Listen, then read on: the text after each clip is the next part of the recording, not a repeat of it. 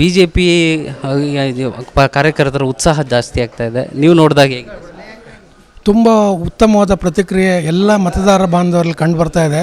ಸ್ವತಃ ಮತದಾರರೇ ರೋಡಿಗೆ ಇಳಿದು ಈ ರೀತಿ ಈ ಟೈಮು ಸ್ವಾಭಿಮಾನಿ ಬಳಗವನ್ನು ಗೆಲ್ಲಿಸ್ಬೇಕು ಅಂತೇಳಿ ಅವರೇ ಪಣ ತೊಟ್ಬಿಟ್ಟಿದ್ದಾರೆ.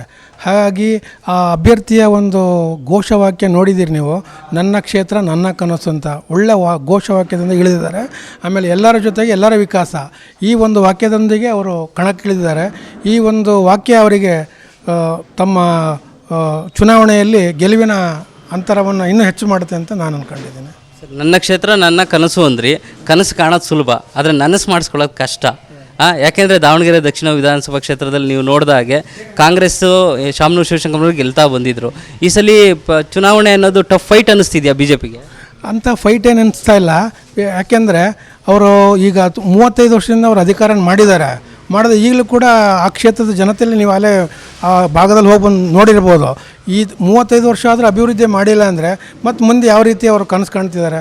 ಆ ಕನಸನ್ನು ನಮ್ಮ ಅಭ್ಯರ್ಥಿ ಎಲ್ಲ ಆಲ್ರೆಡಿ ಅವ್ರ ತಲೆಯಲ್ಲಿ ಬಂದುಬಿಟ್ಟಿದೆ. ಏನೇನು ಅಲ್ಲಿಗೆ ಇಂಪಾರ್ಟೆನ್ಸ್ ಕೊಡಬೇಕು ಅಂತೇಳಿ ಅಲ್ಲಿ ಒಂದು ಕಾಲೇಜ್ ಇಲ್ಲಂತೆ, ಆ ಕಾಲೇಜನ್ನು ಕಟ್ಸೋಕ್ಕೆ ವ್ಯವಸ್ಥೆ ಮಾಡ್ತಿದ್ದಾರೆ. ಆಮೇಲೆ ಒಂದು ಖೇಲೋ ಇಂಡಿಯಾ ಅಂತೇಳಿ ಒಂದು ಸ್ಟೇಡಿಯಂ ಮಾಡ್ತಿದ್ದಾರೆ. ಖೇಲೋ ಇಂಡಿಯಾ ಅಂತೇಳಿ ಸಿಂಥೆಟಿಕ್ ಟ್ರ್ಯಾಕ್ ಹಾಕ್ಬಿಟ್ಟು ಆ ಸ್ಟೇಡಿಯಂ ಪ್ರೊವೈಡ್ ಮಾಡ್ತಿದ್ದಾರೆ. ಅಲ್ಲಿ ಈ ಉತ್ತರ ಭಾಗದಲ್ಲಿ ಏನಿದೆ ಅದೇ ಥರದ್ದು ಮಾದರಿ ಕ್ಷೇತ್ರವನ್ನಾಗಿ ದಕ್ಷಿಣಕ್ಕೆ ಮಾಡಬೇಕು ಅಂತೇಳಿ ಇವರು ಅಲ್ಲೇ ಕನಸ್ಕೊಂಡಿದ್ದಾರೆ. ಆಮೇಲೆ ಉತ್ತಮವಾದ ಆಸ್ಪತ್ರೆ ಅಲ್ಲಿಲ್ಲಂತೆ, ಅದನ್ನು ಕೂಡ ಅವ್ರ ತಲೆಯಲ್ಲಿದೆ. ಸೊ ಈ ಮೂರು ಅಲ್ಲಿ ಕೊಟ್ಬಿಟ್ರೆ ಅವರಿಗೆ ಎಲ್ಲ ರೀತಿಯ ಅನುಕೂಲ ಆಗುತ್ತೆ ಅಂತೇಳಿ ದಕ್ಷಿಣ ಕ್ಷೇತ್ರದಲ್ಲಿ ಈ ಕನಸನ್ನು ಕಂಡುಕೊಂಡಿದ್ದಾರೆ ನಮ್ಮ ಅಭ್ಯರ್ಥಿ.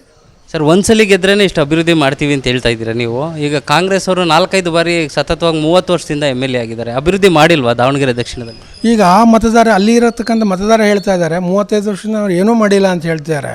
ಸೊ ಹಾಗಾಗಿ ಇವರಿಗೆ ಸಿಕ್ಕ 2 ವರ್ಷ ಅವಧಿಯಲ್ಲಿ ಬೇಕಾದಷ್ಟು ಅಭಿವೃದ್ಧಿಗಳನ್ನು ಮಾಡಿ ತೋರಿಸ್ತೀನಿ ಅಂತೇಳಿ ಪಣ ತೊಟ್ಟಿದ್ದಾರೆ ನಮ್ಮ ಅಭ್ಯರ್ಥಿ. ಬೆಳಗ್ಗೆಯಿಂದ ಪ್ರಚಾರದಲ್ಲಿ ಈಗಾಗಲೇ ಶುರು ಮಾಡ್ತಿದ್ದಾರೆ. ಅವ್ರು ನೀವು ನೋಡ್ದಂಗೆ ಅವರು ಎಷ್ಟು ದಿನಚರಿಯಲ್ಲಿ ಎಷ್ಟು ಸಮಯ ಕಳೀತಿದ್ದಾರೆ ಈಗ ಅವ್ರು ಮಲಗಕ್ಕೆ ಬರೋದೇ ಭಾಳ ಡಿಲೇ ಆಗ್ತಾಯಿದೆ. 2-3 ತಾಸು ಮಲಗೋದೇ ಹೆಚ್ಚು ಅನಿಸ್ತದೆ ನನ್ನ ಅನಿಸಿಕೆ. ತುಂಬ ಬೆಳಗ್ಗೆ ಎದ್ದ ತಕ್ಷಣ ಈಗ ಸಂಜೆ ಆಗೋವರೆಗೂ ಜನರ ಮಧ್ಯದಲ್ಲೇ ಇದ್ದಾರೆ. ಸೊ ಹಂಗಾಗಿ ಅವರ ಗೆಲುವು ಖಚಿತ ಅಂತ ನನ್ನ ಅನಿಸಿಕೆ.